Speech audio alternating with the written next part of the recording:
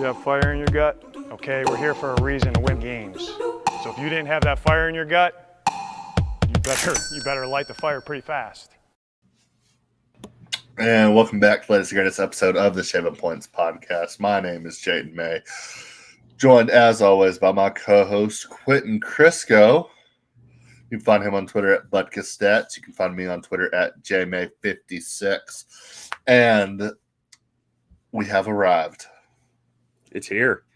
Finally. It's been, man, truly this week, like I'll always have some article I'm working on or something like that I'm going to put for like weeks until this week. And I'll put it out. Like I put it out on Tuesday. Now I'm just like sitting here like, what do I do now? Just what, like these 3 days always feel like forever to me. Luckily, Labor Day was busy for me because I'm a day ahead now, because yesterday felt like a Monday, today felt like a Tuesday, and we have football tomorrow, which is going to feel like a Wednesday to me. So, this last week, and now that you have college football week 0, you have kind of 2 weekends of college football before NFL, so kind of getting in the swing of things. But yeah, I'm so excited. We got some monster matchups week 1. Just getting right down into it, or is there anything else you want to talk about? Any more futures that you looked at or anything like that? No, nothing too much that I looked at. Just been, rocking one future drafts, and that's about one future it. One future that I love for college football is Nico for Heisman. Nico Lamalavea, I think is how you say his name. He's I thought you were incredible. talking Collins. No, I don't think he can win the Heisman this year. Him and Miller Moss. Miller Moss is fucking fantastic. But we'll get into some college football.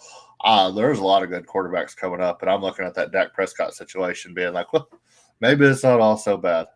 Well, so not in this draft class, though, right? Like, there's like Raiola and like however you say his name, the kid you just said, like Raiola, Nico, and Arch. Or no, Yeah. Raiola's a true freshman. Nico's a redshirt freshman. Arch is a redshirt freshman. So Arch and Nico can both be next year. Miller Moss is in his 3rd year, so he can technically come out at the end of the season, but I bet he stays another year, especially if they have success at USC. Yeah. But Carson Beck is also freaking fantastic. And I mean, him and Shadur, I think Carson Beck goes before Shadur, but I wouldn't be surprised if somebody takes Shadur first. But if it was up to me, I think Carson Beck is one of the most complete QBs we've seen in a long time, as far as like a pocket QB, insane arm talent. Can do whatever you want him to do. He's not going to make mistakes. Has the big frame, the big stature. I mean, he's like a better version of. He's like a more mobile version of like a Matt Ryan coming out of Boston College almost. I like him a lot.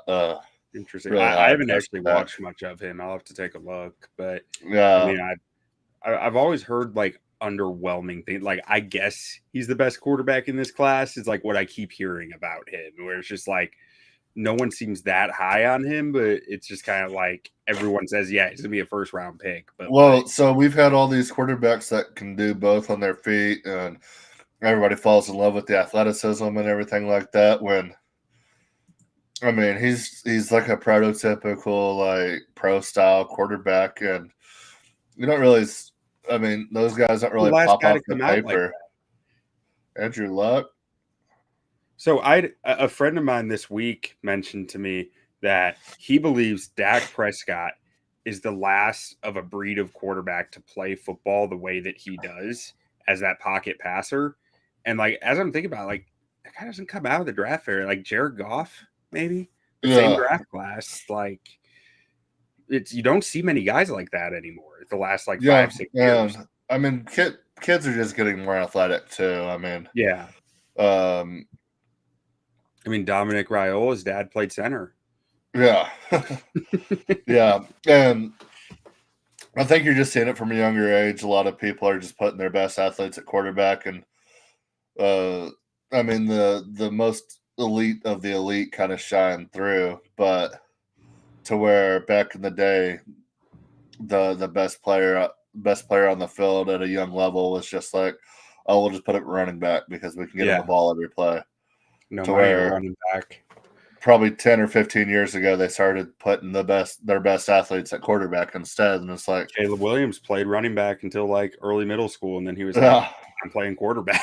did you hear the interview with him on PMT? No, I like half of it. So basically, he just switched to quarterback because he was like, I'm better than him, Mm-hmm. and I don't get the ball enough, so I want to be the quarterback, so I get the ball every play. And then from like that moment on, he had like, it was like in 6th grade or 7th grade, immediately like started a diet plan, got like a dietitian in there, ate basically the exact same thing for breakfast, lunch, and dinner, and trained the same way every day for like the next 10 years until now. Yeah, no, I've like read about that and like seen other interviews about it. I would like to throw out there that when I was in Little League, I said I want to play first base because I want to touch the ball more. So me and Caleb, same. Basically the exact same person. But yeah, I'm excited for this new batch of quarterbacks coming in the next 2 years. It looks like a lot of good quarterback play in college. Should be a fun college season. I mean, assuming then you got like you throw Cam Ward in that, and like I mean, there's Ward, a few other guys who Quinn are older Quinn now. Ewers look fantastic. Yeah. Which I mean, it was Western Kentucky or whoever they played. Until they got Colorado State. Manning. No, they played Colorado State. I mean, Colorado State D1 program. So yeah, but really fun college weekend. Florida State absolutely fucking sucks. They're soft as dog shit. They're so bad, and Florida State fans got so mad at me on Twitter and were saying the meanest things imaginable to me after they lost to Georgia Tech. I want to go out and lose my Boston College, get embarrassed both times, get bullied both times, and now you're off this week, thank God. But I mean, you have to go play Memphis now, who's probably one of, if not the best group of 5 team in the nation. Like, have fun, man. I mean, I have to feel like they're gonna figure something out, but like whoever decided, what are they gonna figure out? We're gonna play 7 days after a 15-hour flight back. Like that was just a terrible idea. Not that they would have beaten BC, the funniest regardless, thing is, but like it couldn't have helped. I mean, how awesome is it that they're 0-2 after week 1? It's hilarious. And then so I mean, and they were standalone games both time. They played the opening game on week 0 by themselves, and then they finished off a Monday night. So it's like both times complete national audience. Mm-hmm. Both times shit the bed and get bullied. Like, I don't know if there's a pro on that team. I mean, there is, but not that I want. Maybe not as many as it looked like initially. Yeah, not on my watch. I ain't drafted them, that's for sure. Well, I think like those guys there's so many transfers. They probably don't play as a team. You know, there's probably a lot of really good individual players, but like they don't play as one unit. Yeah. And I was telling you the other night, I mean, as funny as it is, I mean, I think Boston College can be a squad this year. I think Georgia Tech's going to be pretty good this year. I think the ACC as a whole, if Miami's not as good as Miami looked against Florida, I think the ACC in a whole might just be what people thought the Big 12 was going to be, to where you have a lot of good to average teams. Nobody's absolutely terrible, but nobody's really good. Mm-hmm. It's kind of what everybody thought about the Big 12 coming into the season. That might just be the ACC this year. Yeah. Unless Miami is as good as they looked against Florida. They look good. They looked real good. Mm-hmm. It looks real good. But okay.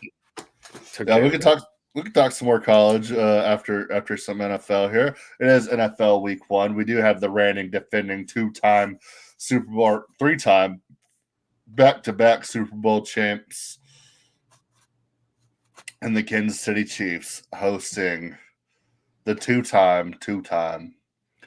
MVP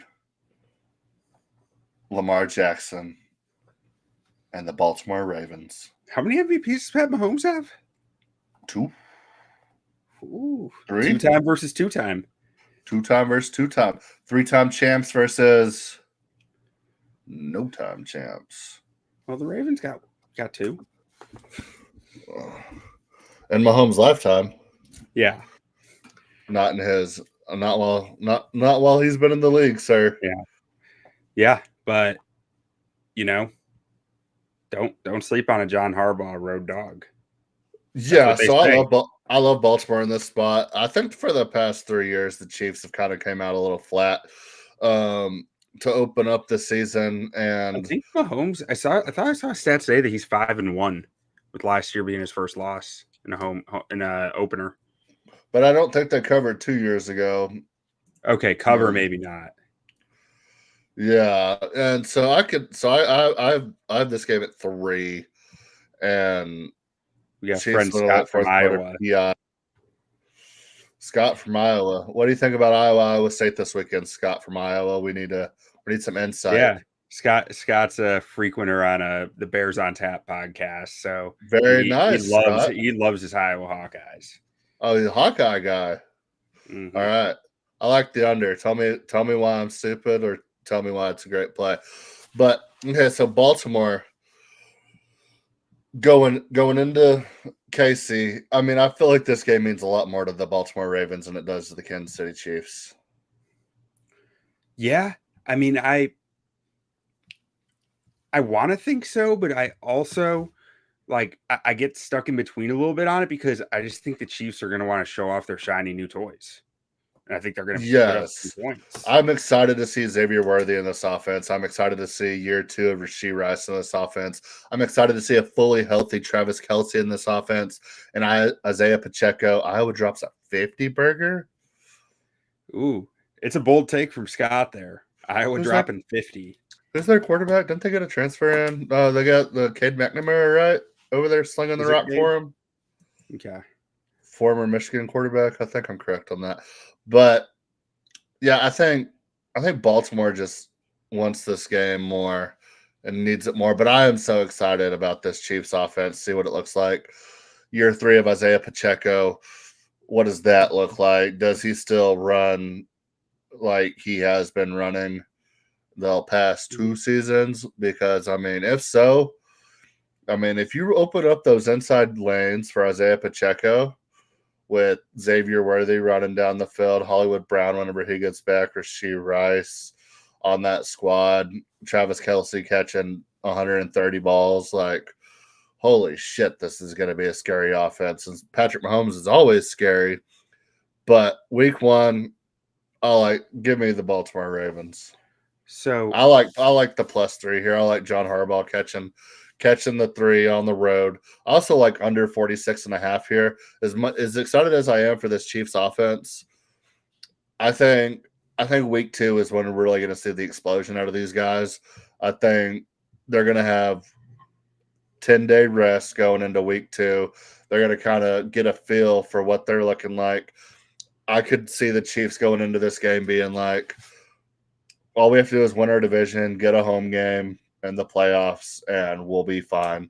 So, towards Baltimore, I feel like I said, I just feel like they want it more. They need more it more. Vengeful. Like they have more reason to be angry, more reason to be motivated here. Yeah. But I didn't bet this one. If I was going to bet it, I was going to bet KC to cover was it 2.5 or is it 3? It's 3. So it would have been KC -3. But I didn't end up taking it. I get this vibe. Like, I don't know how you defend the Chiefs this year. If you have Hollywood on the field and you have Xavier Worthy on the field, Rashee Rice in the slot, and Travis Kelce at tight end, I don't know how you defend that because you can't play over the top safety on both Hollywood and Xavier Worthy and still defend the middle of the field against Rice and Kelce. Like there are answers to everything within this offense here. And the second you don't put a guy over Hollywood or Xavier Worthy, you just run a go route because no one can keep up with them. And for what it's, I mean, I know it doesn't mean much, but Xavier Worthy looked like he could do whatever he wanted in the preseason. And yeah, I mean, I think that only gets better. And that's why, I mean, the Chiefs for the past 3 or 4 years have played their starters probably more than anybody else in the preseason. Mm-hmm. And so, I mean, I think that helps out a lot. Maybe, like I said, it kind of contradicts what I said about week 1, but I think it just gets them in a rhythm quicker and kind of gets game reps under you to where I wouldn't be surprised if the Chiefs go out there and win this game by 17. And I wouldn't be surprised at all if they go out there and lose by 10. Yeah, But like I don't know that the Chiefs will like because I've talked a lot about the Chiefs offense to this point. Derrick Henry is a nasty, nasty addition to the Ravens, and that makes them extremely difficult to defend, But which is why I didn't bet this what game. Derrick 'Cause I don't Henry are know we how it getting? goes. I mean, the guy still was like what, second or third in the league in rushing yards last year. The efficiency was down, but it was still pretty dang good. Yeah, but it's just another year, and his usage rate since he was like in 7th grade is astronomical. And he's having a ton of touchdowns. That's all I know. Over under 130 yards rushing, I'll take that under. Yeah, I'll take the under at 130. That seems rich, but like, also I don't know. Derrick Henry week 1 last year still looked like old Derrick Henry. It was kind of as the hits wore on him, they started to slow down. So if he looks like the old Derrick Henry, maybe he can go over. Have we seen Derrick Henry in an RPO? Because I feel like Derrick Henry is the type of guy that it's like most of his success has been the Derrick Henry show. Mm-hmm. Drop at or under center runs, like like stuff where you're really I don't think we're gonna back. We're not gonna see the Derrick Henry show in Baltimore. It's the 2-time. It's the 2-time show. And Zay Flowers is gonna be incredible this year, I think. Mark Andrews, if he could stay healthy, he's going to be good. I love this matchup. I think this is one of the better week 1 games we've had in a while. I love the matchup last year with the Lions and the Chiefs. Chiefs keep winning Super Bowls. Bears, Chiefs play next year, right? Maybe. They played last year, so I'm not sure how it's going to play out. But if they do a repeat of the Super Bowl, like Bears Chiefs in the Super Bowl, then they open up the season next year, that'll be fantastic. Be sweet. All right. Do you have anything else to say about this game? I have Baltimore +3 and I have under 46.5 for this game. I could be talked into either side of it as I just displayed, so I stayed away. But I mean, I always like a Harbaugh road dog. I think that total is way too high. I think a lot of people are all excited about all these new toys and everything. I think it finishes probably closer 42, 41, 40 in that range. I mean, week 1 totals tend to be too high. Like week 1, everybody's first 2 excited. Weeks of the year are geared. The defense is at an advantage over the offense because the offense is still figuring out their chemistry. Yeah, and everybody's excited. So, yeah, but yeah, I like the under in that game. I like Baltimore in that game. Moving on, we'll do Packers and Eagles in Brazil, where did you see the NFL hired like $500,000 worth of private security for this game because Brazil's so violent right now? The private security better stay off Twitter. That's all I know. That's what they better know. Like, if it's that much of a concern, you're the fucking NFL. Yeah. Just be like, oh, we'll play at a neutral site game. I mean, it's a Friday night game. So just instead of doing that, like, let's just play the game in Dallas. Or, Dallas. Dallas would actually be the perfect amount because everybody in Dallas hates both those teams anyway. Yeah, that would be perfect.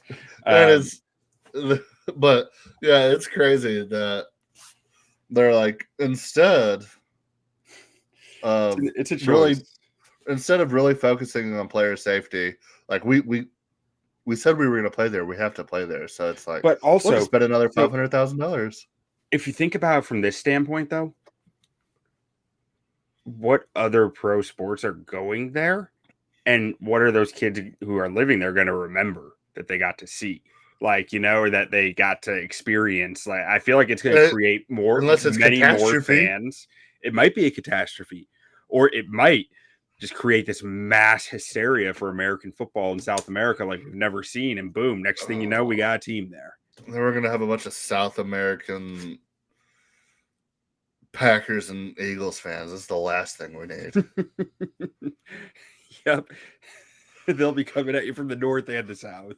You're gonna be on a nice vacation in Peru, and all of a sudden this like local Peruvian guy is gonna come up to you talking shit to you because you're wearing a Bears hat. It's the last thing you want. Hey man, if I'm Roger Goodell, it's the top of my list. Yeah. Also, I think they are wearing green. I think the stadium dropped the rule about no green. It's also ridiculous that the stadium they're playing at, its biggest rival is a green team, and you're not allowed to wear green inside the stadium. And I think they got that fixed. But yeah, it's crazy that they chose that. They probably somewhat knew about the rule and like, know what we should do? I don't think Aaron Rodgers wants to go there, so let's throw our other two green teams over there because there's only 3 of them. I mean, I didn't even know about that. That was a thing. I would love to see the Packers just wear all yellow. I think that would be hysterical. And Eagles wear white? I guess, or black. Yellow versus I'm white. I'm going to be at the link watching this game up on the big board there. Oh, you ordered the link? Yeah. How far away do you live from that? A couple minutes? Walking like distance? a mile and a half. Hell yeah. But anyway, getting to the actual game here. I've gone back and forth on Philadelphia all off season. I don't know what I think about this team at all so far. I think the Packers are going to be better coached. I think they're going to be more prepared. Everything about Matt LaFleur. going to a different country and everything, to me, feels like it gives the Packers the advantage and Matt LaFleur. So it's like, you're giving me 2.5, 3 points, depending on where you go. I'm taking Packers plus 2.5 here, just because. I mean, I just don't trust. I don't trust anything about Philadelphia right now. Mm-hmm. Yeah, I mean, I'm with you. My read on it is that I think Philly's a more talented team, but I think they have 2 new coordinators who are still trying to figure out the roster, trying to develop guys into what they need them to be, versus the Packers returning, almost everybody, new DC, but like a lot of returning parts, a lot of returning coaches, and just generally a more disciplined team. They're not worrying about Big Dom out there. Like, Yeah, that, I feel like the Packers have that advantage. And when I look at this line, all I can think about, like, so home field advantage is what? It's like 2.5 points realistically now. It's kind of 2.5, 3. I feel like the last few years it's come down a little. So you're telling me that in Philly, Green Bay would be a 5-point dog? 5.5. Yeah, 5.5. Yeah, no. That seems wild to me. So like, if I was betting it, I'd be on Green Bay. I just don't like the 2.5 number, so I stayed away. Yeah, I mean, and I like the Packers money line here, honestly. So we got Scott asking. I'll just take the 2.5 for insurance. Yeah. So we got Packers or Scott asking how's the Packers O line. It's solid. I feel like they're missing any difference makers there, but they're finding a way to piece everything together just fine. They lost the left tackle. The guy who started over half season last year for them, Rasheed Walker, he's starting out there again. He was fine last year as a rookie. Not great, like not. When I watch their O line, I feel like they're missing maulers as run blockers, but they're good at pass protection, and they do enough in zone blocking. But they're not just like clearing room for the runners. That's kind of where my takeaway from their O line. Yeah, and also I really like this Josh Jacobs signing now that we're out of the offseason, and I can more objectively look at this kind of stuff rather than just hate it. I didn't love it to begin with. Everybody gets so mad at me, and like my dislike for it was simply all salary cap related. But to be fair, I don't know if they were as mad at you as mad at the video title being the Green Bay Packers suck and we hate them. Truly. But at the end of the day, he's going to be on the team, and I never said I disliked Josh Jacobs as a fit, but now that we're like getting closer to the season, I'm like, God, Josh Jacobs might go for like 1,700 yards in that offense. Yeah, I mean a lot of running backs would thrive in that offense. I think, even though I just said the O line, I don't think it necessarily open up gaping holes or anything. Also, the I fact think the that way LaFleur structures it is outstanding. it came out a couple of days ago that he took like I think $3 million less per year from the Giants to sign with the Packers because he said he would never want to live in New York and he's not paying those taxes. I'm like, okay, I kind of like him more now. It sounds like Green Bay's guy to me. Yeah, I mean, it sounds like a Green Bay guy. Yeah, absolutely. So yeah, I like Packers there, and yeah, I think I'm all in on Josh Jacobs. yeah, I mean, I think he's going to have all the opportunities there. All right, moving on to Steelers Falcons. I don't really have much to say about here. I'm curious to see how Russ looks and his brother Roman, and then the other brother on the Peyton. defensive side of the ball, Peyton. Yeah, having the three Wilson brothers out there is gonna be exciting for sure. Have we ever seen three brothers suit up for the same team? The Watts? Did they do it? No, just TJ and Derek, and wasn't there another? Or am I wrong on that? No, just Derek and TJ played together. And there were the Fullers, but I don't think they ever played with each other. Yeah. The St. Browns. Well, that's only two. Yeah. I don't know. Yeah, three brothers on the same team. So that'll be really exciting. I'm excited to see what happens there. Pickens, I'm excited for year 3 of George Pickens. Is this the year he finally goes off on the in a press conference and just like destroys every QB he's ever played with? Yeah, maybe. But yeah, I'm excited to see. I'm just excited to see this Pittsburgh team, what they are, because I don't think Russell Wilson's making it past the Cowboys game. But like, what if he's good? Or what if they just keep winning? Like it's tough because I really like the Falcons here. I'm not betting the Falcons, but I really, really like them here. And it's like, what if they just lose a couple of close games, or do they pull the trigger that early on bringing in Fields if Russ is playing good but they're losing anyway? Because it's not like they're a great team outside of the quarterback. Yeah, it's not like they have anything to gain by sticking with Wilson. Like, if he's fine but like clearly on the downtrend, you're just hoping he can win you a Super Bowl this year. At that, and it's like, do you really think that's going to happen when he's on the downtrend? Like 2 or 3 years ago, you got in the 26-year-old kid. Yeah, 2 or 3 years ago, you looked at this team and you're like, man, if they had like a solid quarterback, they would really be like a contender. Mm-hmm. And now you're looking at them and you're like, I said it when it happened. It was like, it makes no sense for them to bring in Russell Wilson or Justin Fields, and they did both. Mm-hmm. I think they're good enough to win 8 games. Mike Tomlin. Yeah, Scott games. From Iowa asked Steelers over under 7.5 wins. Jay said over. I think I had him at 8. So like they're right. They're straddling that line for me, but like Tomlin gets them right. They find ways to win games, and I don't think they're gonna be any sort of threat and playoffs and the division or anything.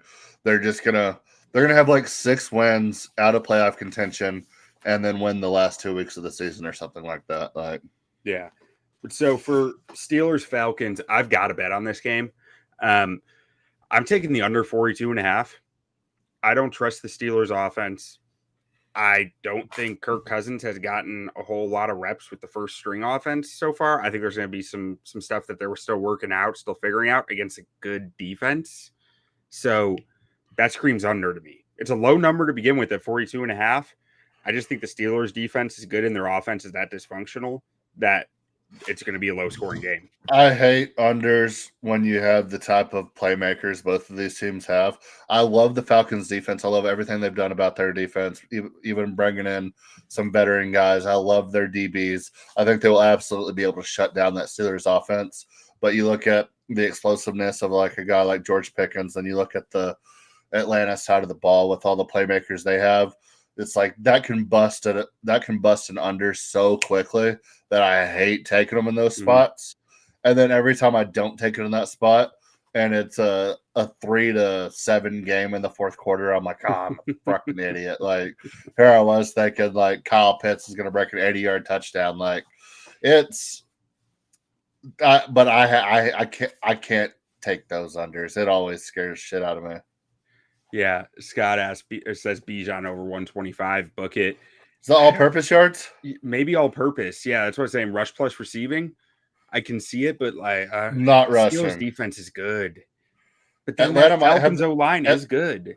Atlanta might have a top 5 O-line in the league. Yeah. I don't think Bijan is like great. Like, I think he's fine. I think he's pretty good, but like I don't think he's as good as people think he is. I thought he was overhyped as a prospect. Like, I thought he was a first-round running back. I didn't know that he was a top 10 running back, but he was a first-round running back to me for sure. Yeah. I mean, there's no Jahmyr Gibbs. Come on now. Nah. All right, moving on. We got Vikings at the New York Football Giants. Can we be honest right now? We're all about honesty on this show. We're all about honesty. I think this might be my most. I might be more excited for this game than any other game outside of the Cowboys and Bears this weekend. Have you taken your temperature lately? No. Because you're sick. Why? That's sicko. What if Daniel Jones Sam is good? Darnold oligarchs against the Daniel Jones truthers? Like, this is sicko shit. What if Daniel Jones is good? What if Sam Darnold just harnesses the power of Dick Hammer? Dude, so there's this. And we just see what if this game's like 47-52? Dude, there's a podcast called the Reception Perception Podcast, and one of their hosts has been on this tangent for the last like 2 weeks against what he calls the Sam Darnold oligarchs, who are out here claiming that Sam Darnold is someone different than he's proven to be over the last 5 years. That's just like, no, it's gonna be different this time because the oligarchs say so. And What if it is? I'm not buying it. I'm just not buying it. What about the fact that Brian Daboll's a really good coach? Daniel Jones didn't play much last year, is coming into a system that he's familiar with, which with a little bit better of an offensive line, without the Saquon Barkley factor of having to get Saquon the ball, with a fantastic rookie receiver and Malik Neighbors coming in, and a serviceable running back in Devin Singletary, with a great defensive line opposite of him to really give him some time. What if the Giants are just sneaky, a 10-win team? I mean, I don't know. I don't think so. But what if Malik Neighbors catches 15 balls for 225 yards and 4 touchdowns? You can sell me on the Giants being like the surprise team of the year without ever uttering the words Daniel Jones. So all you have to say is Dexter Lawrence, Brian Burns, Kayvon Thibodeau, Malik Neighbors. Like, those 4 players, give them a shot in any game. I mean, I think Daniel Jones went from being properly disrespected to now where like people are acting like he's not even an NFL quarterback. Scott like he's not that bad. Brett Rippin over Danny Dimes. Tore up the preseason, brother. Daniel Dimes needs more respect on his name. And if the Cowboys fan is the one that has to say it, I'll say it. And like this is nowhere near my standing on the table for Jared Goff a couple of years ago. But it's like, come on, like he is. No, I think he gets overly memed. I will agree with that. Like, he can do more than people want to act like he has, or he has done more than people act like he does. But like, I'm still not buying into him. Yeah, well, so for example, I was forced to take him in a fantasy draft last night because I'm in a super flex league and I didn't take quarterback until the 15th round, which I took Deshaun Watson. And then the only other quarterback that was starting It was only a 16-round draft. The only other starting quarterback available was Daniel Jones. And so I'm like, oh, fuck it. I'll take Daniel Jones. Daniel Jones has been a top 25 fantasy quarterback every year that he has played, besides last year where he only played 4 games. He's only finished a full season one time, and his most games played was 12.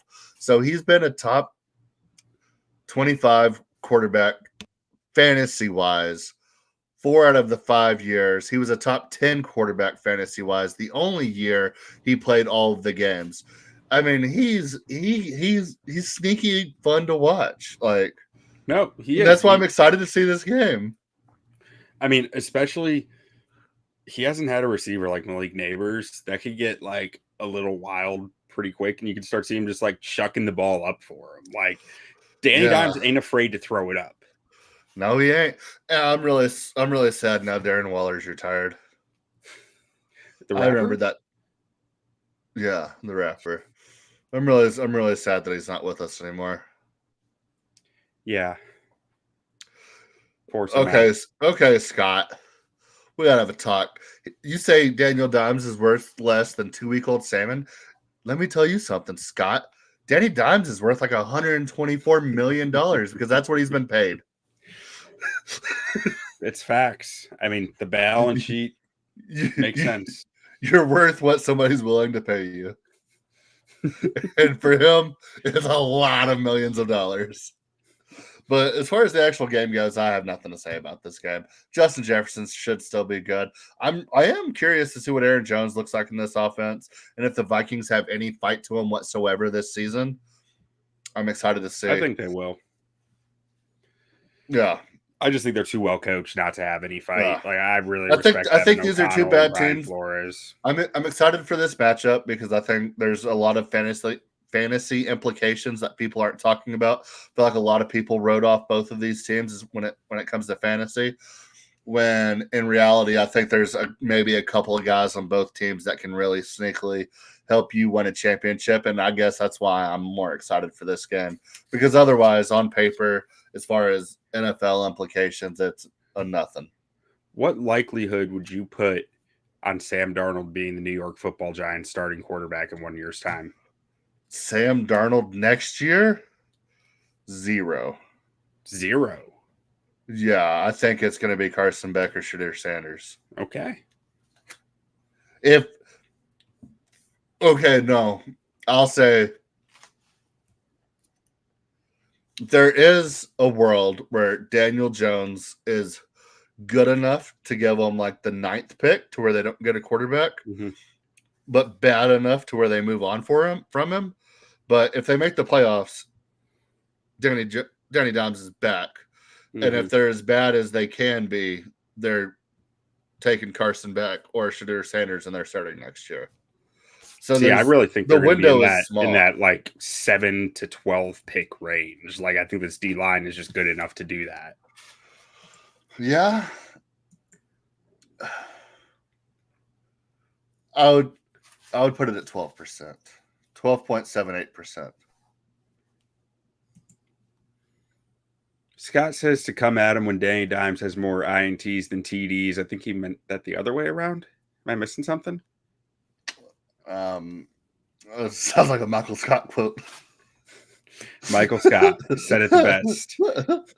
But yeah, that's all I got to say about that game. I don't have that game anyway. I thought you had money line. Did I miss that? Oh, I do have that. Yeah, I'll take the New York Giants there, money line. I knew I thought I did. Yeah, I'm taking the money line at plus 105. I mean, I think it's a fair bet. They're at home. I really like Malik Neighbors. I really like that defense. I think Devin Singletary is also a guy that gets highly disrespected because he never performs up to expectations, but he's more than serviceable everywhere he's been. So. All right. Well, let's move it on over to Jacksonville, who's going to be in that heat. Miami. I don't know if they can handle it. What do you think about Jaguars Dolphins? I know, I'm just joking. This is another game I'm excited for some of the young players. I'm excited to see Brian Thomas. I'm excited to see a healthy second year out of the running back whose name is Travis Etienne. I'm really excited for this Jaguars team. I'm really excited to see what Trevor Lawrence looks like now that he's back from injury and he doesn't have nothing lingering supposedly.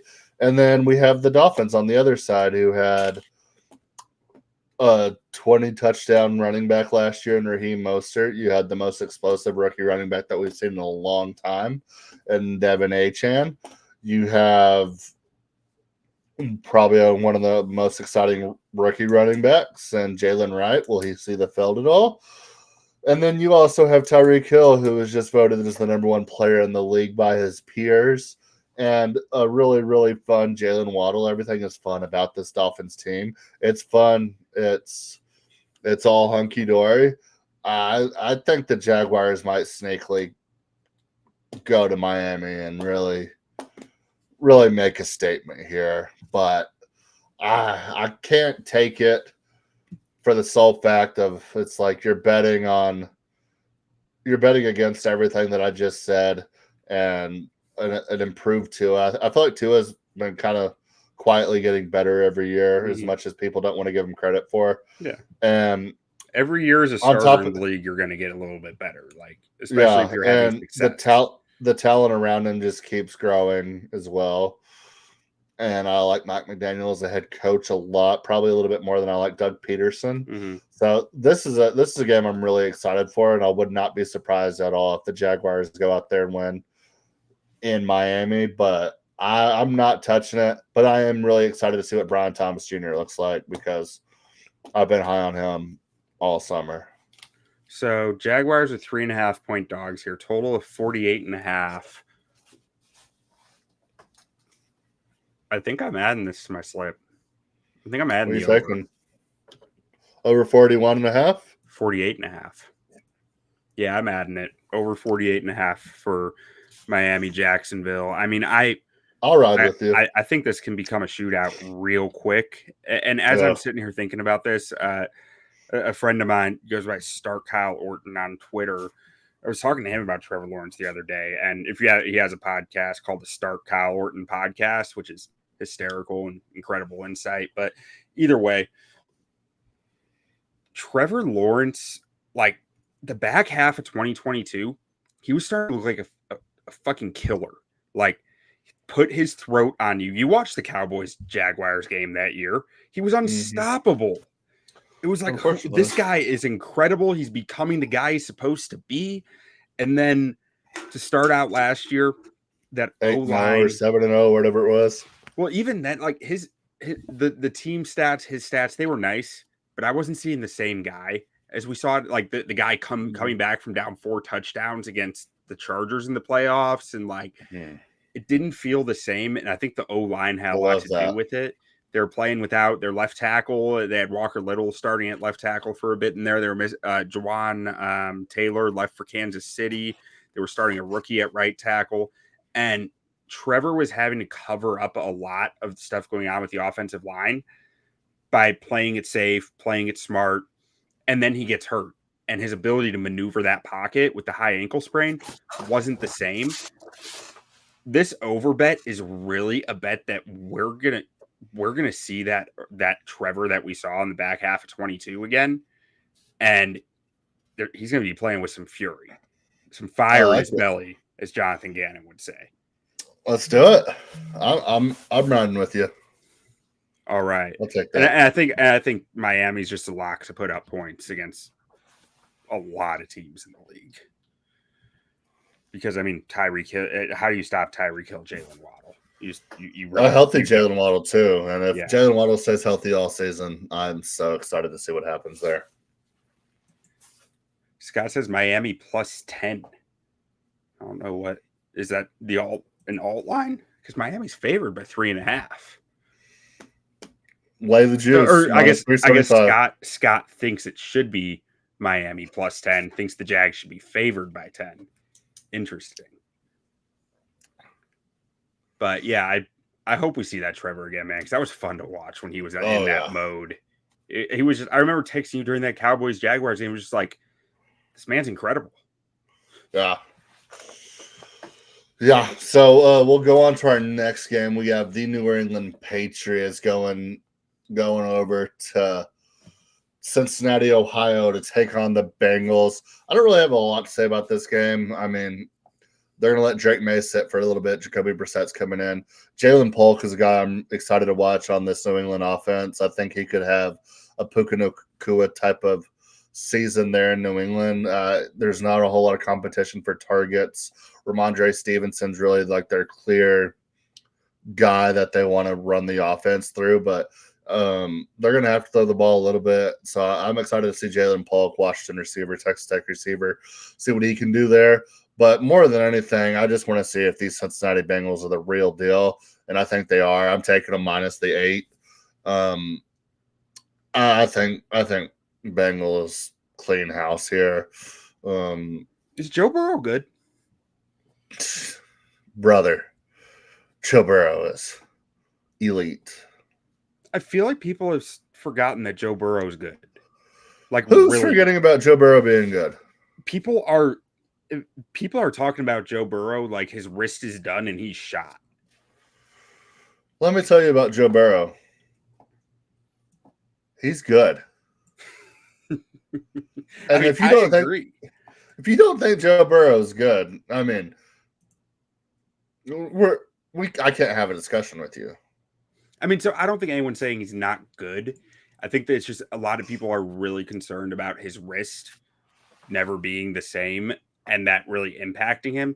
I look at his wrist injury differently.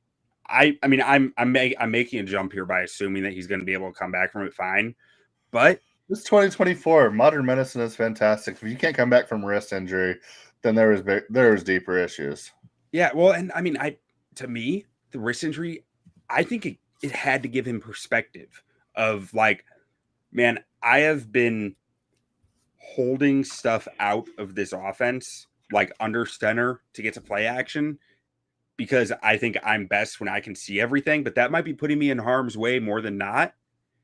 And I might be better off using that aid to aid the entire offense and keep myself healthier.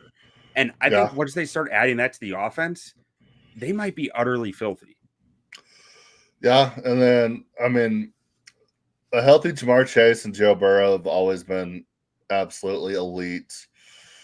I like everything about this Bengals team, and I don't think it's a hot take to say the Patriots might be the worst team in the league. So I expect the Bengals to take care of business here. I'm taking a -8. I am too. I've got the Patriots near getting a top 3 pick this year, and I mean I think Cincy might be the number 1 seed in all football because they have one of the easiest schedules in the league. Yep. All right, moving on to team we're not sleeping on, the Arizona Cardinals. Yep, I'm not sleeping on the Cardinals, and I'm starting week 1 by not sleeping on the Cardinals. I'm taking the Cardinals going to Buffalo. I love this spot for the Cardinals not having to play Buffalo later in the season whenever Buffalo really gets nasty. I mean, I know the stadium and the fans and everything like that, they're going to be there, but I mean, it shouldn't be a big weather disadvantage for Kyler. I'm really excited to see a healthy Kyler in this offense. Marvin Harrison Jr. is one of the most exciting prospects we've had in a very, very long time. I felt like early in the offseason, a lot of people were kind of sleeping on Buffalo a little bit. And somehow about a month or 2 ago, that completely flipped to where I feel like the confidence in Buffalo now is like skyrocketed through the roof. I think it's probably closer to somewhere in the middle, to where I don't think they're going to be as bad as people were saying 3 months ago. And I don't think they're going to be as good as people are saying they are going to be now. They went from being picked 3rd in the division to winning the Super Bowl. Like, I think they're somewhere in the middle. I think they're going to be a good, solid team. They're going to win 9 to 11 games. I think they're going to be just fine. I think this Cardinals team, though, is sneaky, really underrated. Catching over a touchdown week 1 with the playmakers that the Cardinals have, and I think they're building on defense as well. This is one of my favorite bets of the week. I'm taking Cardinals plus 6.5 in this game. I mean, you talked me into it. And I'm just sitting here thinking, like, man, we're not sleeping on the Cardinals, but 6.5. I wanted to take it, but I didn't like the number. I wanted 7.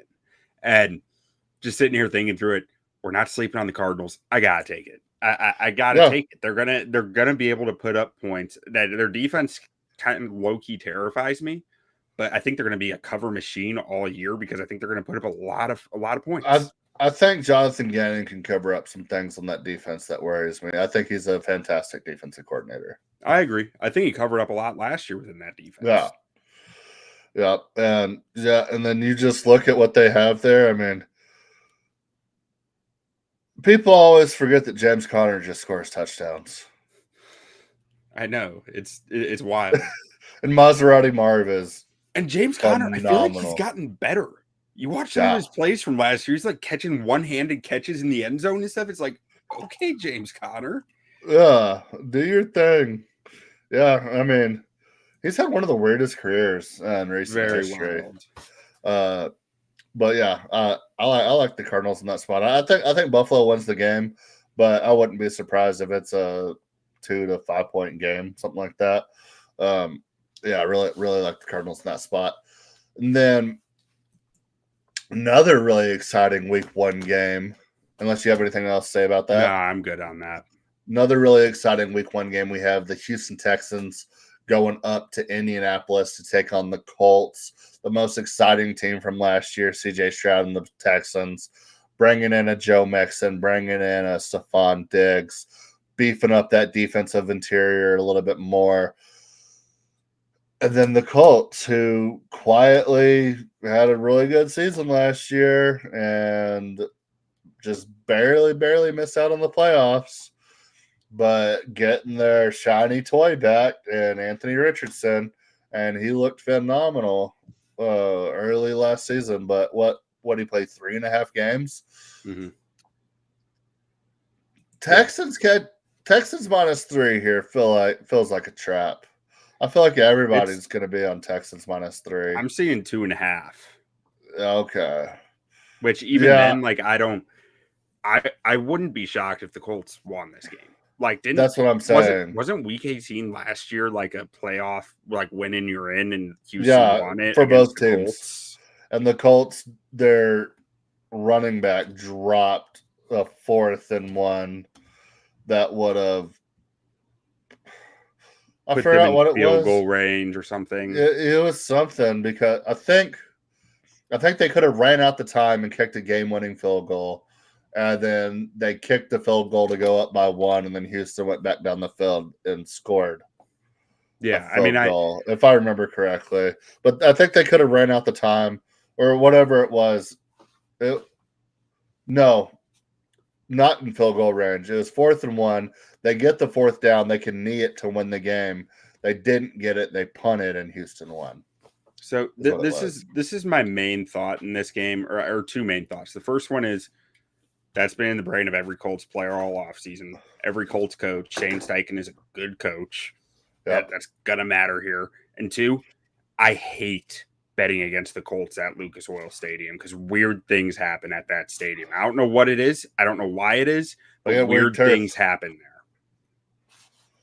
Yeah, weird turf. No, the Colts cover all the time there in games they shouldn't. Yeah, I'm not taking that game, but I think if you're taking the Texans in that game, proceed with caution. Yeah, I agree. All right. Moving on to the Tennessee Titans at my Chicago Bears. I'm so excited for this game. We got a total of 44.5. Bears favored by 3.5 is what I'm seeing right now. Correct me if I'm wrong. On FanDuel now. Okay. I wanted to take the Bears here. I just want to see them first. I just want to see a full game first before I really start betting on these Bears. I am very excited for them. I think they'll have no problem covering this game. But we have a new head coach in Tennessee, and Tennessee is a veteran team. I think they're going to come out for week 1, probably play scrappy, play tough. So I wouldn't be surprised. I expect Chicago to win this game. And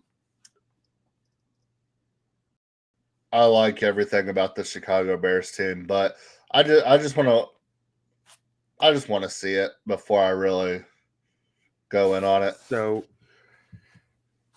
I think the Bears win this game. I do not like 4.5. I think that's been bet up from the hype of Hard Knocks and everything else. I think this Tennessee team is actually a very sound football team. Like, I look at their roster, I see What if Will Levis Will Levis is one of those guys that can sneakily he has the potential to like really get that bump this year to where, because I mean, he can do everything you want him to do. He's athletic. He's a grinder. Like, if he just cleans a couple of things up, and then you look at some of the receivers they have coming in, Calvin Ridley, a healthy DeAndre Hopkins, even an older DeAndre Hopkins, bringing in Tony Pollard, having Tajay Spears there, kind of fixing that offensive line. The slot receiver from Cincy. Tyler Boyd. Yeah, Tyler Boyd. And then Chigeo Okonkwo at tight end. Like, I think they sneakily just kind of really put Will Levis in a really advantageous spot here. And that would worry me a little bit as a Bears fan. I think the Bears are a better team. If the Bears were going against a more known team, I would probably take them against just about anybody week 1. But something about this Titans team kind of scares me. So I think this is going to be a grind, like a punch them out, grind them out game. Like, yeah, I agree with Scott here. I like the Bears for multiple turnovers. I think Will Levis is going to give the football up. And then I'm not betting the game because, like I said, I don't like the line, but I will have a DeAndre Swift anytime touchdown prop because the weak spot of this defense is the linebackers. They like to blitz the backers a lot. I think there's going to be opportunities there for DeAndre Swift.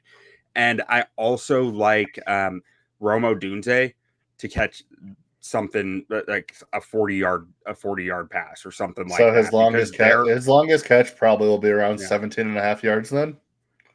So, yeah, I guess probably something like that. I think you can bet something like that. And yeah. So you like the over on hit. You like his over on longest catch. Yeah, and my logic there is I think L'Jarius Sneed follows DJ Moore around the field. I think Keenan Allen's in the slot, tying up Roger McCreary, and that leaves Chidobe Awuzie on Romo Dunze. Chidobe Awuzie is really good cornerback, also has short arms and a bad vertical. Romo Dunze led college football contested catch rates last year. That is a matchup that you want downfield. Love Chidobe. But yeah, I mean, I have the Bears as the ones or de facto 1 seed. I think they'll get the 1 seed if 49ers struggle. So I think they get the win here, but like I'm not betting on week 1, and I'm definitely not betting them against that Titans team because that defense has been like Jeffrey Simmons and Tavondre Sweat is a load to handle in the middle of the defense. Yeah. But yeah, staying away from that one. But yeah, I expect the Bears to roll. If I took I might like over 44.5, but it's right on that number to where it's a little too high for me. And I think this is like a 21-17 game or something. Like, yeah, I just think it's going to be nasty. I can see both offenses struggling, and then really trying to start relying on the run game too. So, yeah, I'm just leaving that one entirely off my card. Scott with the bold claim: Bears defense better than 85. I'm here for it, Scott. I love it. I'm not going that far, but I think you're going to have a top 5 offense in the league. Moving on, we have Carolina Panthers at the New Orleans Saints. I really have nothing for this game of the week. Game of the week. Game of the year. We get it game twice. Of the century. Oh, luckily we get this game twice. I want nothing to do with this game. We'll see what year 2 Bryce Young is. That's about the only thing I can say about this game. Yeah, I mean, Xavier I think that O-line is going to be pretty solid. Is Derek Carr good? I don't know.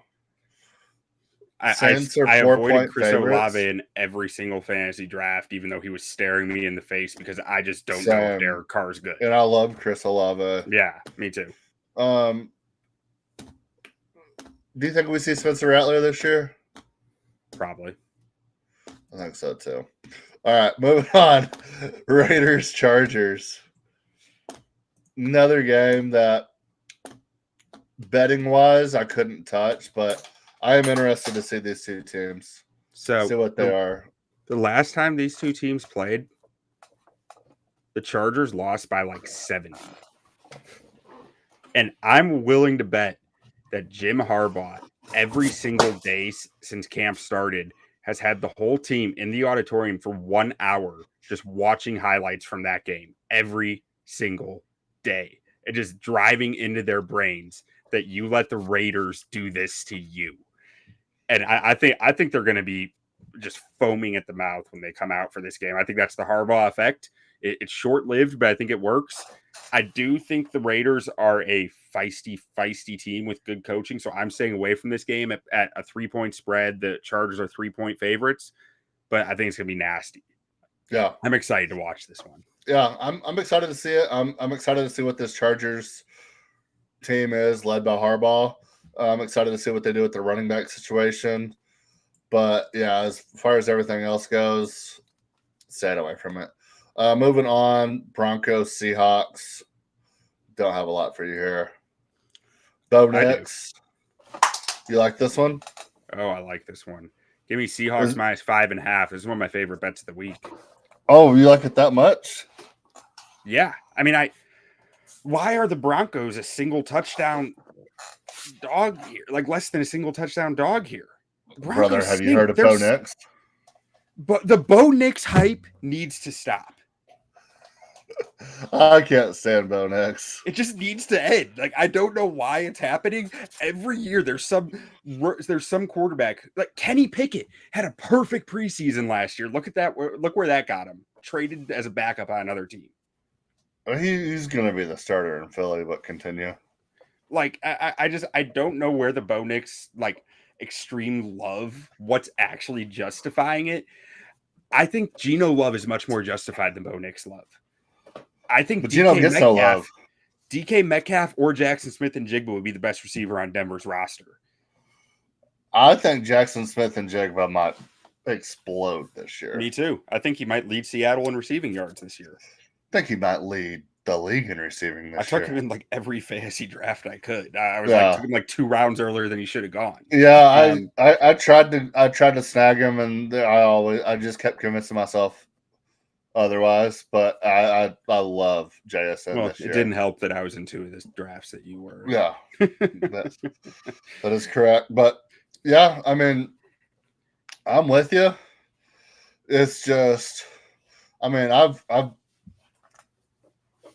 kind of said for a couple of years now that like I'm not as big on Sean Payton as everybody else is, but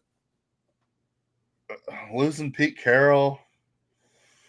Mike McDonald's going to have Bo Nix's head spinning. Like Mike McDonald was the best D coordinator in the NFL last year. Last 2 years. I might throw it in a teaser. Yeah, I mean, I like him. I like him. I like him on the money line. I might find a teaser for that. Admittedly, I'm higher on Seattle than most. I still think that they're like a 8, maybe 9 win team, but like they have the defensive personnel to be a pretty good defense. They have the head coach to be a pretty dang good defense. I just don't know about their offensive coordinator. That's my main question. Yep. And then moving on, we have the Washington Commanders going down to Tampa Bay. I don't know why I can't convince myself to take this over. I look at these two teams, and there's just playmakers all over the field. And everybody says Rachaad White's going to be fantastic this year. He's gotten overhyped at this point. I think so too. But you look at the Washington Commanders, look at the Jaden Daniels Washington Commanders led by Cliff Kingsbury and with Terry McLaurin. And that's I don't know why I can't convince myself to take this over. I don't know why I can't convince myself to take this over 43.5. I can convince you against it, or I can try to. Well, what about Baker and Mike Evans? What if they score 43.5 by themselves? They might. But I mean, I'm taking Tampa minus 3.5 in this. I don't hate that. When I watched Jaden Daniels, I saw a lot of similarities to Justin Fields. Justin Fields' rookie year, Todd Bowles had his head spinning. He didn't know left from right by the end of that game. Todd Bowles, between his exotic blitzes, his fire zone coverages that he's going to throw out there, like nothing Jaden Daniels has ever really seen in live action. I don't think Washington's going to come out of this game very well. Yeah. No, I agree.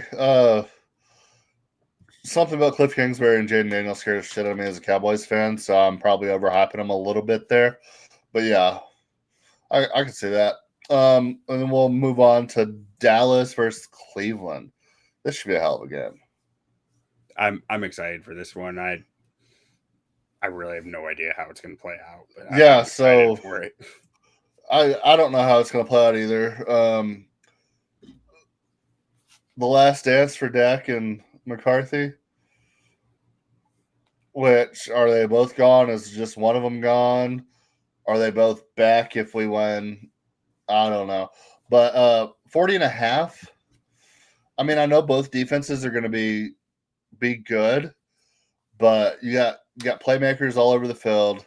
You got Jerry Jeudy coming in from Denver, who's a big play threat, joining Deshaun Watson and Amari Cooper, David Njoku. Who's their running back? Jerome Ford. Yeah. He was nice for him last year. Then you look at the Cowboys.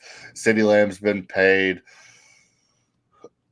I like this. I like this over a lot. I think 40.5. I mean, I don't think they blow past it, but I can easily see this being like 24-21 all day, every day. I don't think the Cowboys lose this game like low scoring. So if you want to hedge and you want to take the under in Dallas, I could see that. Or if you want to take, I don't know. I mean, I think the Cowboys score 20. So I guess it could be 22-20 and you lose both. But I mean, I just have to think the Cowboys had a bad taste in their mouth all offseason and they're going to come out prepared. Like, yeah. And I think they're going to score points. Like, Cleveland's defense is really good, but I think Dallas is going to be able to put up 20. And I think Cleveland might be able to do that. And then you're already at 40 there. Like, yeah. I like the over. I'm taking the over 40.5. One of my favorite plays of the weekend. I just think it gets there. I mean, I could see it being 14-7 after the first quarter. Mike McCarthy down the stretch last year outside of the playoff game, his early game scripts are absolutely fantastic. I think we were averaging 500 yards passing in the playoff game. Yeah. I'm sorry, low blow. But yeah, I think they're averaging 17 points a half in the first half, like the last 6 games of the season.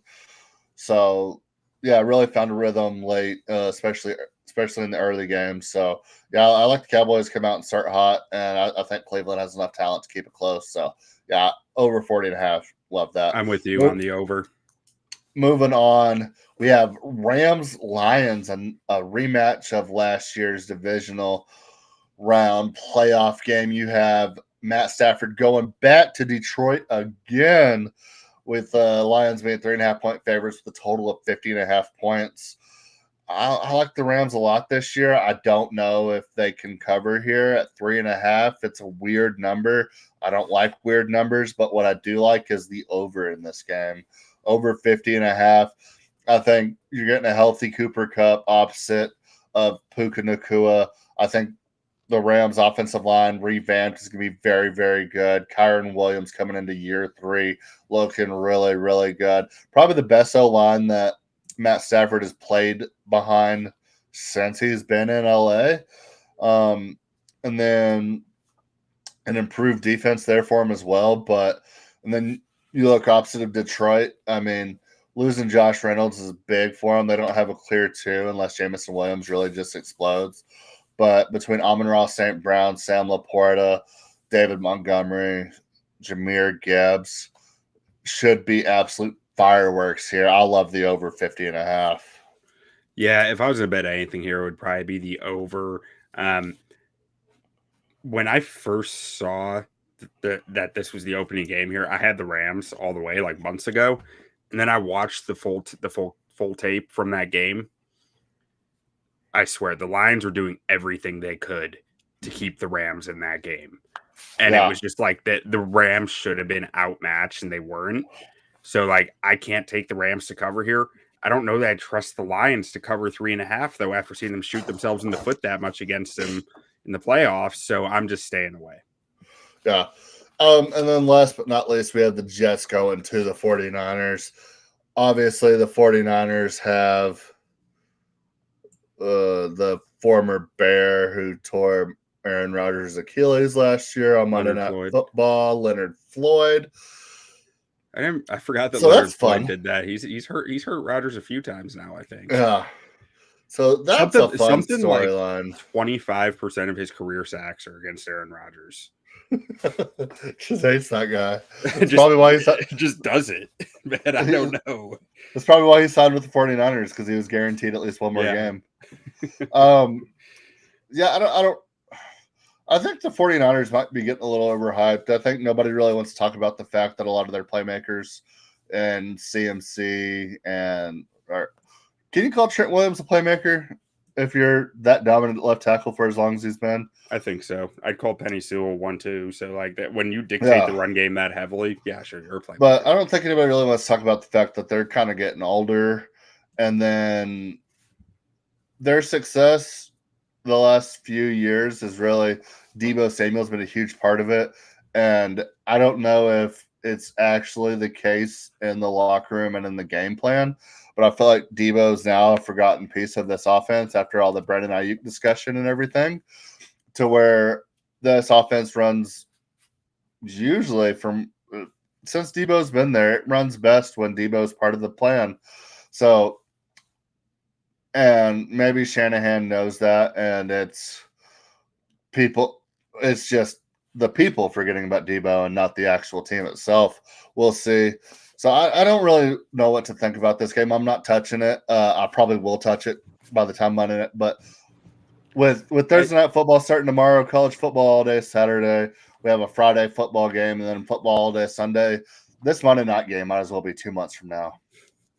I mean, so I will say, I think if there's one coach in the league who is not going to pay attention to the contract and just do what he thinks he should do, it's probably Kyle Shanahan. But that being said, I got the Jets plus 4.5 here. I just think that is an odd number that I do not think should be odd. Like the Jets are a really talented team who have, even if Aaron Rodgers is half of what he was the last time we saw him play, it's still better than Zach Wilson was. Yep. And revamp their offensive line, probably have one of the best receivers in football. Offensive line for week 1. Yeah, one of the best receivers in football in Garrett Wilson. Probably the second best, if not the best running back in football in Breece Hall. Incredible defensive line. Yeah. You asked about futures earlier. Here's an interesting one. Quinnen Williams, Defensive Player of the Year. Yeah. They don't have the sack guys anymore. Quinnen Williams was more of the pressure guy while letting others get the sacks. What about Hassan Reddick? What about Hassan Reddick over under half one game played for the New York Jets? It seems to be trending under, but I really have no idea. Yeah. I mean, I'll probably take the Jets by the time this game comes around, and I'm probably going to look stupid because I'm going to end up taking them at like plus 3.5, 3. But yeah, between all my bets with this and college football, I don't want to tie up any money in Monday Night Football right now. So yeah, that game might as well be 2 months away. Hey, you can always throw a pick out Monday. Yeah. And then we'll get into a little bit of college and then wrap it up from there. Let's see here. Scores. All right, so big time college game this weekend, obviously. We have number 3 Texas going to Michigan. Michigan is 7.5 point home dogs to Texas. I have Texas at -7 in this game. I love Texas in this spot. I don't think Michigan is good. I think Texas had a lot of injuries in the offseason coming in here. but I think this is a statement game. I think Texas just rolls here. You're not Yeah, alone. I mean, I saw I got plenty Texas of those minus takes 7. today. I didn't end up taking it because it was 7.5 everywhere I saw it. But even then, I strongly considered taking it at 7.5. But I just ended up not doing it. Yeah, I mean, I just like everything about Texas and this Texas team. I think Quinn Ewers is the starting quarterback there, but if anything were to happen, I think Arch Manning is more than capable to come in and play well. And if Quinn Ewers doesn't play well, I think Sarkisian will have a short lease and he'll throw him in there to where Michigan, if they lose somebody, I mean, they don't have the depth they had last year. I mean, they have some good running backs, but I don't know. I don't think they're going to be able to play the way they played last year, and they don't have a quarterback that can keep them up in a shootout. So I think if they try to control the game with Texas, I think Texas can score so quickly that even if they have a 7-minute drive and score a touchdown, then Texas scores again in a minute and a half, and then 7-minute drives are all great and good if your defense can make a stop. But then all of a sudden it only takes like one field goal or one punt. Then all of a sudden you're down 14, then 21, and then 24. Like, Yeah, it gets away from you quick if you're not quicksand. scoring touchdowns. So, and that's kind of how they like to play last year in these big games. A little bit of bully ball, control the clock, run the ball, but you got to get touchdowns, and you got to keep the other team from scoring touchdowns. I don't think they'll be able to do that against Texas. So I like Texas minus 7 there.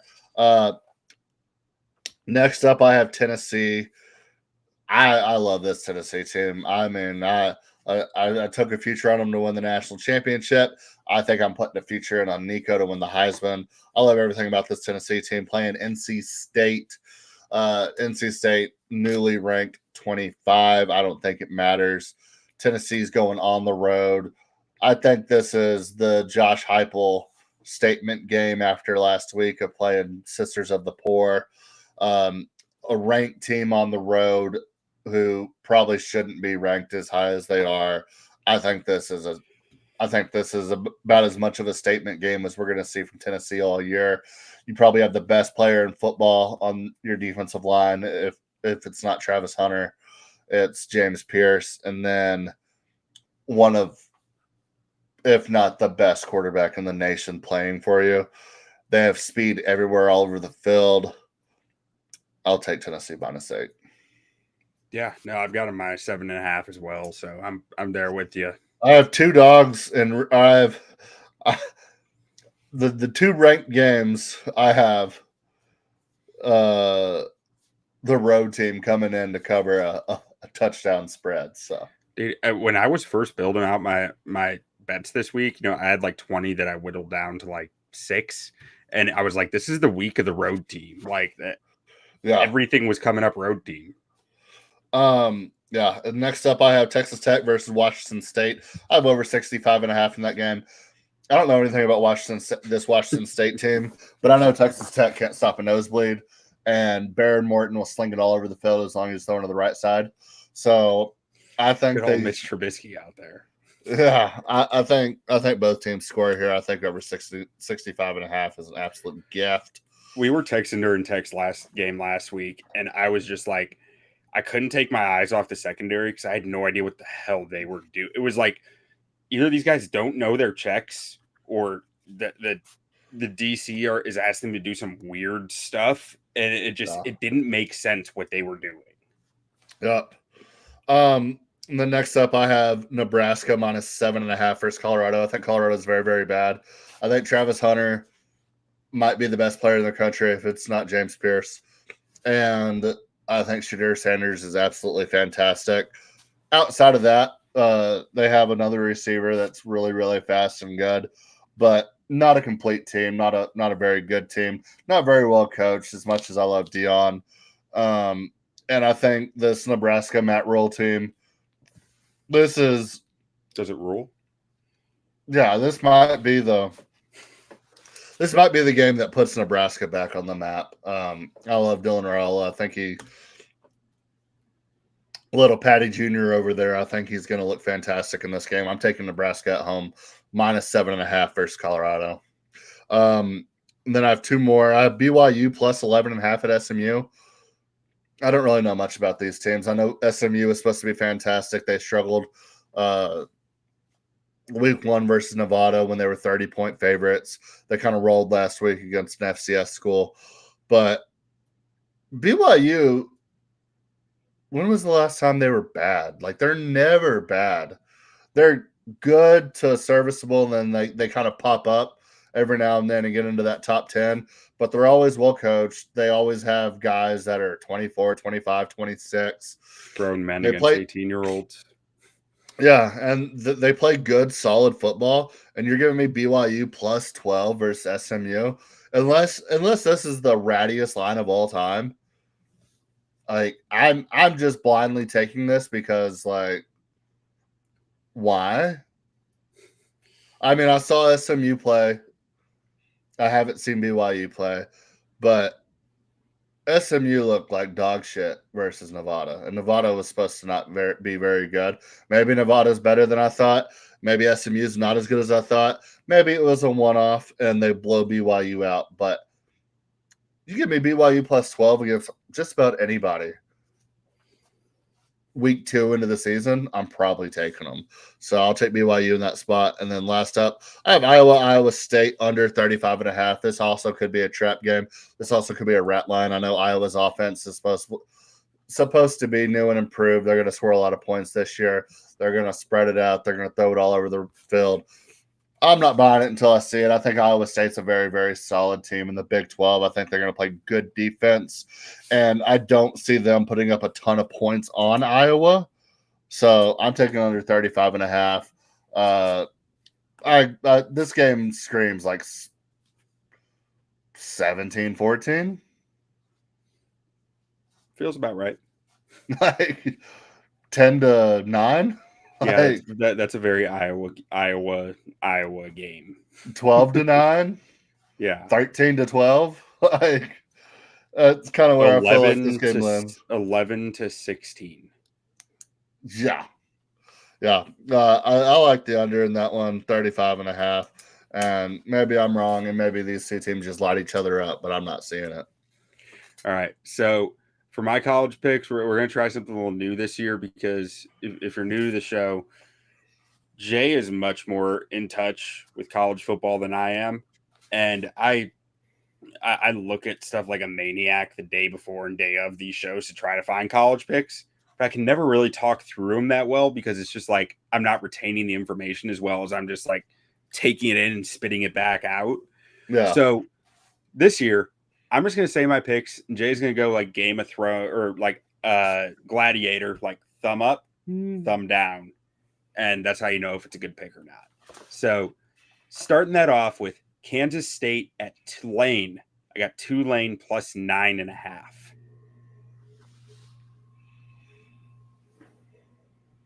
Ooh. I like this Kansas State team a lot.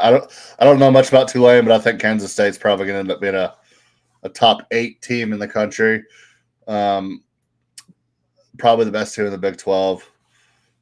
I like Kansas State, and that's me not knowing much about Tulane and me more just liking Kansas State. So I think like from what I remember when I was looking at all this stuff, it was like Tulane was hoping to have a chance at a CFP bid.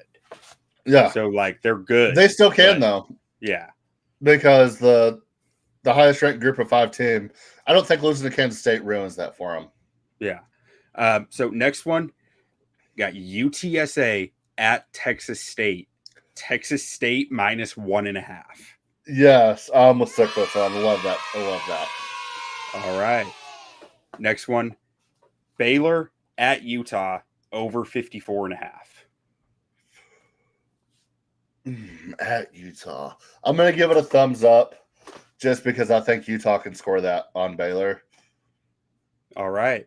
Then Tennessee at NC State. Tennessee -7.5. We know you like that one. Texas Tech, Washington State over 65.5. Again, we know you like that one. Bet of the week. And then Mississippi State at Arizona State. Almost took this one. Mississippi State money line at plus 195. Yes. I was so close to taking them. Arizona State looks so freaking good last week. I think Mississippi State's getting a little bit slept on. Got a new coach in there. They weren't very good last year, but I think they're going to be better than people think. And yeah, I love that pick. Boom. All right. So what was I like? 1, 2, 3, 4, 5 for 6. I'll take it. Yes, sir. Let's hope the bets go that well. All right. Well, that'll be it for this week. Unless you got anything else. No, just if you guys like this but need something a little quicker, we're also putting out a second episode every week of just our picks without much analysis. Just boom, this is what we're picking this week, 15 minutes tops. So if that's your style, look out for that. Yes, sir. And then we will see y'all next week going into week 2 of NFL. Have the best weekend. I'm so excited. I might smoke me a brisket. Don't sleep on the Cardinals. Don't sleep on the Cardinals. That's how we've won all year, team, right? Yes, hey, you held them to 20 points, man. Yes, sir. You gave us a chance at the end. I got 3 words for you. You like that? Yeah!